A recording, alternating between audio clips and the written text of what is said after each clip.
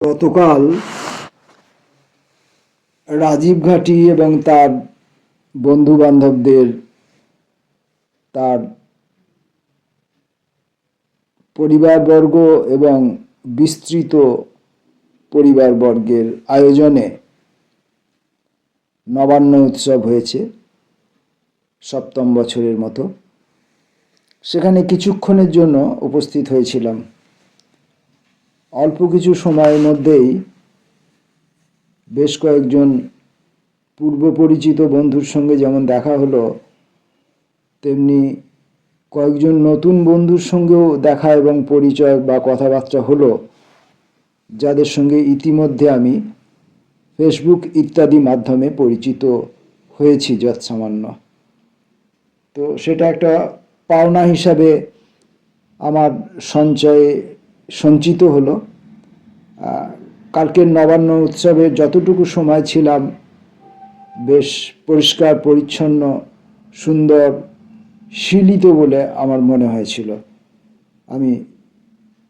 আমার ভালো লাগা পরিতৃপ্ত হয়েছিল অনেকটাই।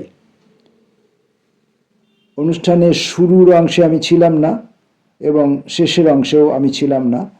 মধ্যবর্তী সময়ে ঘণ্টাখানেক মতো সময় আমি সেখানে ছিলাম। যাই হোক, সেই সময় কয়েকটি বই ওখানে প্রকাশিত হয়।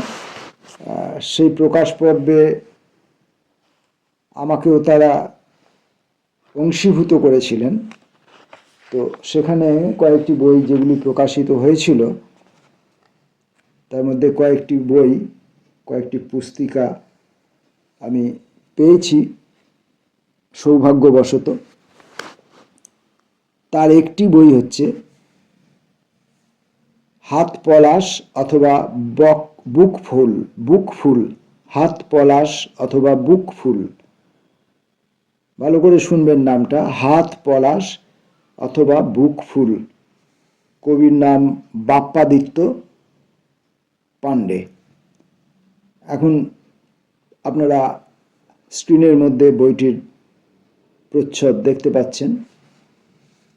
আমি বইটির প্রচ্ছদ সামনে রেখেই বইটির সামান্য পরিচয় এবং সেখান থেকে কবির কয়েকটি কবিতা পড়ব।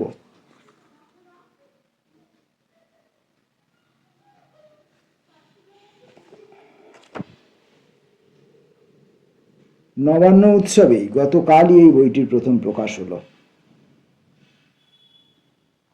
লেখক বাপ্পাদিত্য পাণ্ডে, প্রকাশক অক্ষর বিন্যাস। প্রচ্ছদ পরিকল্পনা লেখকের নিজের, একটি ফটোগ্রাফি। তো লেখকের কি এইটি বোধহয় প্রথম বই মনে হয়, আমি এখান থেকে বুঝতে পারছি না। যাই হোক, আমরা কয়েকটি কবিতা পড়ি। প্রথম কবিতার নাম কবিতা।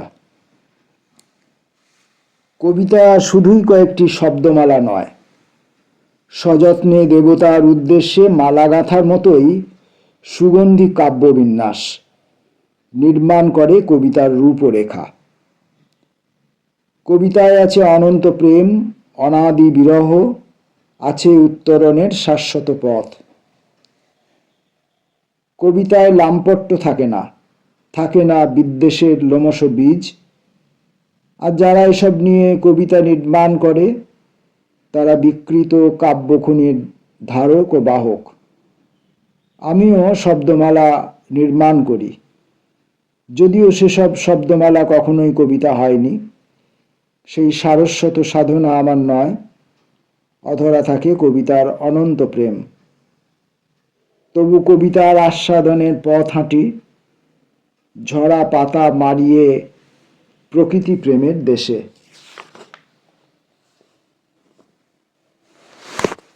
পরের কবিতাটি, আজ আবার পোড়ো বাড়িটার সামনে দাঁড়ালাম। এই পোড়ো বাড়ি আমাকে বারবার হাতছানি দেয়। এখানে একদিন আলো ছিল, হাসি, কান্না, প্রেম, মান, অভিমান ছিল, আর মানুষের কলতান ছিল। তারপর পরিবার ভাঙতে ভাঙতে একদিন নেমে এলো শূন্যতার থেকেও মহাশূন্যতা, আলোহীন, মানুষহীন। পড়ে থাকলো একটা বাড়ি, পুরো বাড়ি। এখন এখানে চামচিকা দোল খায়, আবার নাকি ভূতেদের ফিসফিসানি শোনা যায়, এটা অনেকেই বলে। আমি এখানেই প্রাণের স্পন্দন খুঁজি। ভাঙন থেকেই তো নবজন্ম হয়। আবার নিউক্লিয়াস, ইলেকট্রন, প্রোটন এক হয়ে গড়ে উঠবে একান্নবর্তী পরিবার।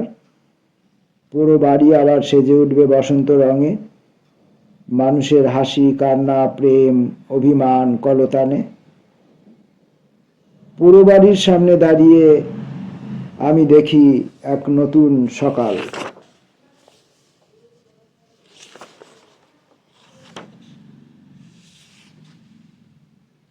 আর দু একটি কবিতা পড়ি, নতুন কবির নতুন কবিতার বই।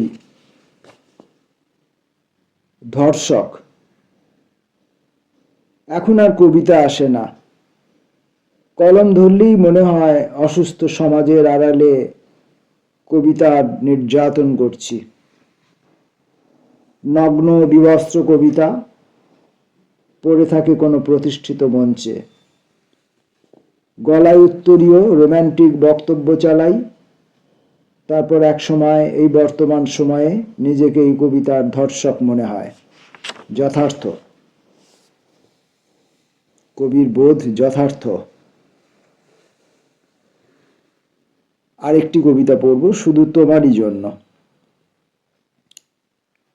আমি এক কাপ জমাট অন্ধকার তুলে খাই তোমার জন্য, প্রতি রাতে নেশাতুর চোখে নেশাগ্রস্ত হতে।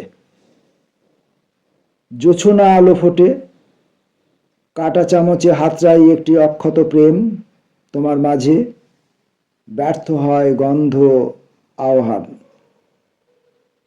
দিনের বেলায় জল মাপি শরীর জুড়ে, কেজি দরে খুঁজি তোমার সৌন্দর্য। আমার প্রেম তুমি, শুধু তোমারই জন্য। বাপ্পাদিত্য পাণ্ডের কবিতার সঙ্গে সামান্য একটু পরিচয় হলো, পরিচিত হবার ইচ্ছে রইল। বাপ্পাদিত্য প্রথম কবিতায় কবিতার সম্পর্কে, কবিতার চরিত্র সম্পর্কে বা কবিতাকে সংজ্ঞায়িত করতে চেয়ে যেটি লিখেছেন, তার সমগ্র অংশটা ওই কবিতায়, কবিতা সম্পর্কে তাঁর নিজস্ব যে বক্তব্য, তার সম্পূর্ণ বক্তব্যটার সঙ্গে যে তিনি আজীবন একমত থাকবেন এমনটা মনে হয় না। পরিণত বয়সে, পরিণত জীবনে কবিতাকে যত বেশি কাছ থেকে পাবেন, যত বেশি কবিতার সঙ্গে পরিচিত হবেন, যত বেশি বুঝতে পারবেন যে কবিতা নিছক কবিতা নয়, কবিতা জীবনেরই একটি অংশ বা সম্পূর্ণ জীবনটাই কবিতা। কোনো কিছুই কবিতার বাইরে নয়, সব কিছুই কবিতার মধ্যে। তখন তার এই ধারণা হয়তো খানিকটা পাল্টাবে। এবং প্রথম পাঠে তিনি কতদিন ধরে কবিতা লিখছেন আমি জানি না, কিন্তু কবিতা লিখতে এসে কবিতায় যে বাক্যবিন্যাস তিনি করেছেন, যেভাবে তিনি তার বক্তব্যকে উপস্থাপনা করেছেন, তার মধ্যে একটা দক্ষতা রয়েছে এবং কাব্যসুলভ হালকা সুগন্ধ তার মধ্যে পাওয়া যাচ্ছে। আমার বিশ্বাস আগামী দিনে বাপ্পাদিত্য পাণ্ডে একজন প্রতিষ্ঠিত কবি হিসাবে আমাদের সামনে হাজির হবেন এবং তার আরও অনেক কবিতার বই আমরা পড়তে পারব। আমি তার পরবর্তী বইগুলো অর্থমূল্যে কিনে সংগ্রহ করতে পারব এবং তার কবিতা ভাষা, তার কবিতা চেতনার সঙ্গে পরিচিত হয়ে নিজেকে শিক্ষিত করার একটা সুযোগ পাবো বলে আশা করছি। নমস্কার।